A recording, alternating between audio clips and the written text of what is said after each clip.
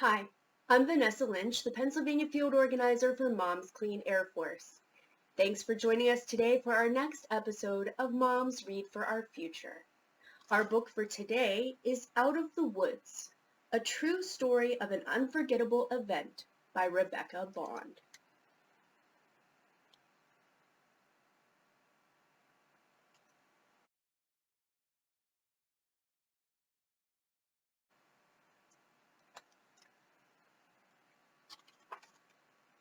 Antonio Willie Giroux lived in Ontario, Canada, in the town of Golconda on the edge of Golconda Lake in a hotel his mother ran. It was not a fancy place in 1914, but it was big, 3 stories tall.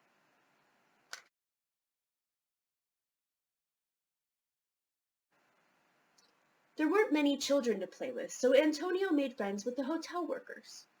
He knew the daily routines of the cooks, the maids,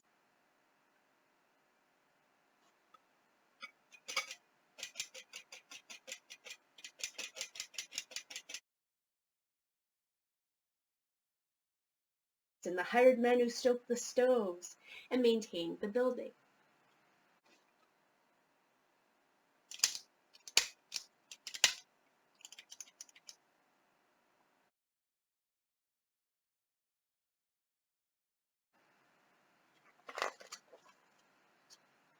The ground floor of the hotel had a large open space for eating with the kitchen at one end. Antonio slept in a room off the kitchen that had once been a pantry.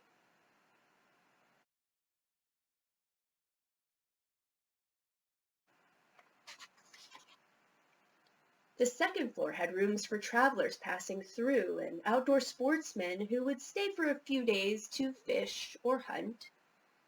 Antonio liked to peek into these rooms when the doors were open.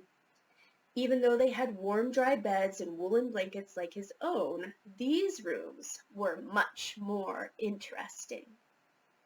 They also had the guests' canvas travel bags with many pockets, nets and poles for fishing.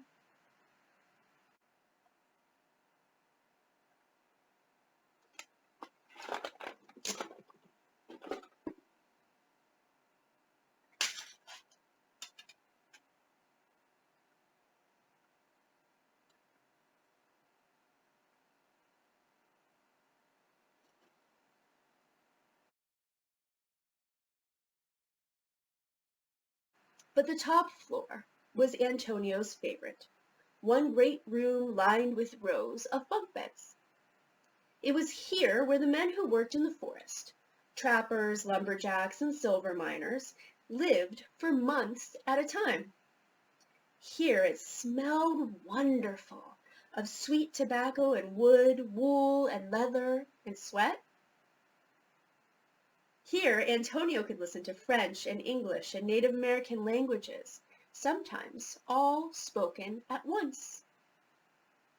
And up here in the evenings, the men played cards and made music and told boisterous stories and laughed.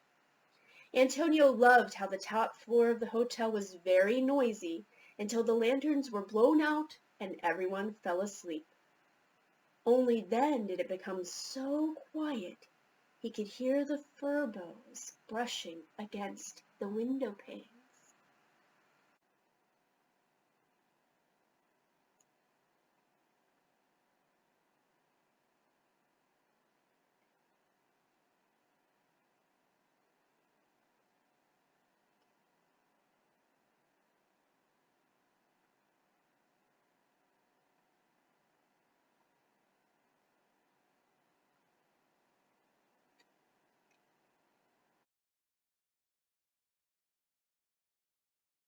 Surrounding the hotel was a dense forest, mostly cedar, pine, balsam, and poplar trees. When Antonio walked through the forest, he heard the bay of wolves getting ready to chase deer, saw the tracks of foxes hunting mice, and noticed the signs of bear, moose, and weasel. Fur rubbed off on bark, a sleeping impression in the earth, a hollow log lined with dry grass.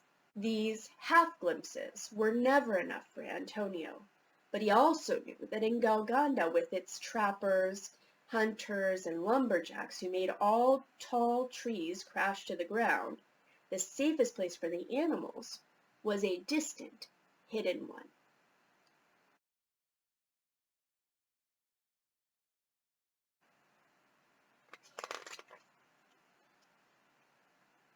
When Antonio was almost 5, the summer was so dry the green carpets of moss yellowed, the silky grass crisped, and the pine needles on the trees turned brittle. One day a miner on the 3rd floor spotted smoke in the hills and sounded the alarm. Antonio knew they were in real danger.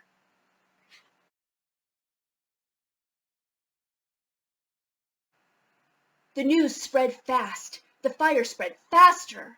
Antonio watched as the wind pushed the fire in every direction. He heard it roar like a monster and crackle with white lightning heat. Soon there was only one place to go.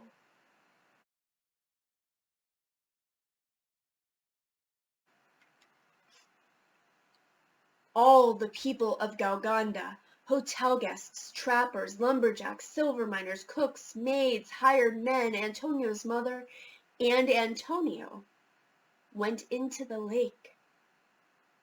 There was even a baby not a half-year old held in its mother's arms. They stood in the water up to their knees, their waists, their shoulders, and stared as the fire came closer and closer.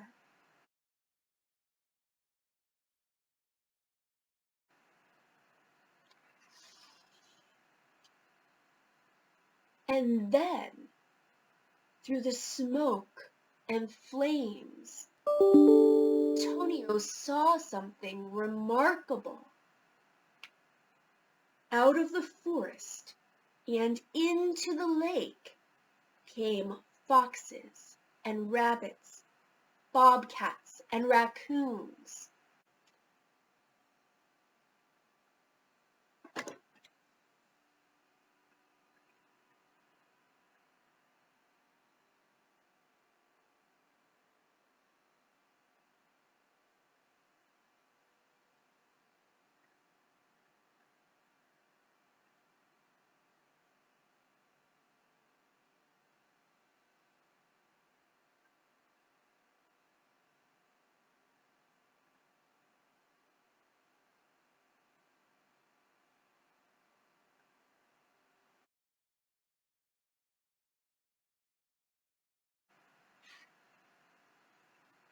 Wolves appeared, and deer and moose, porcupines and elk, squirrels and possums, even some bears.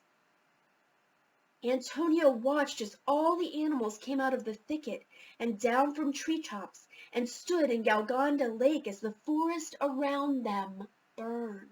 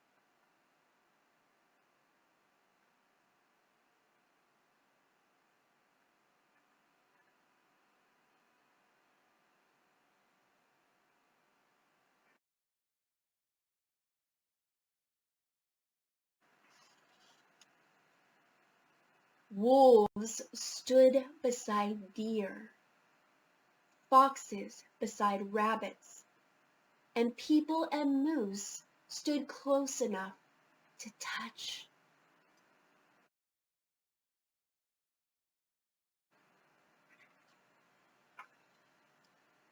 Antonio smelled the steam rising off the animals' wet fur, saw their chests lifting and falling in steady rhythm, and felt their hot breath. Antonio didn't know how long everyone stood there, but it felt like several days.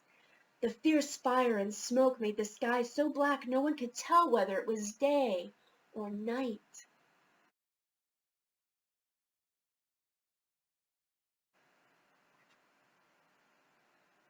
Finally, the monster stopped roaring.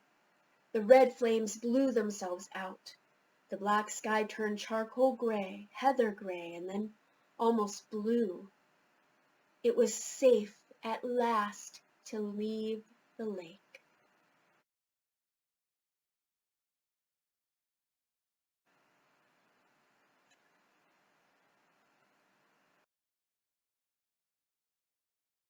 Next to the kitchen. Hotel guests still had rooms in the second floor with warm, dry beds and woolen blankets. The trappers and lumberjacks and miners returned to their bunks on the third floor.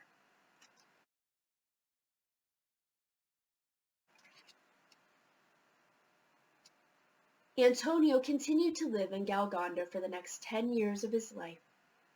He stayed friends with the cooks, the maids, and the hired men. He listened to the stories told by the lumberjacks, and sometimes he went fishing with the fishermen. He swam in the cold lake.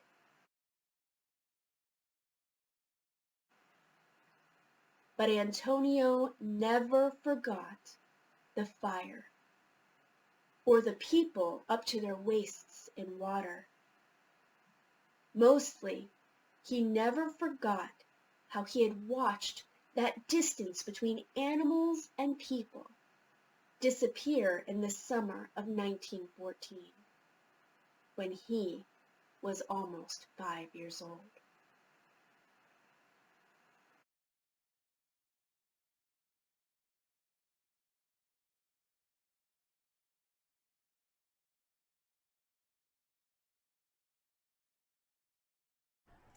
Mom's Clean Air Force is a community of over 1 million parents united against air and climate pollution to protect our children's health. Moms Read for Our Future is a story time dedicated to reading about environmental and conservation-based books for our youngest learners. Remember, no one is too small to change the world, and no change is too small to make a difference.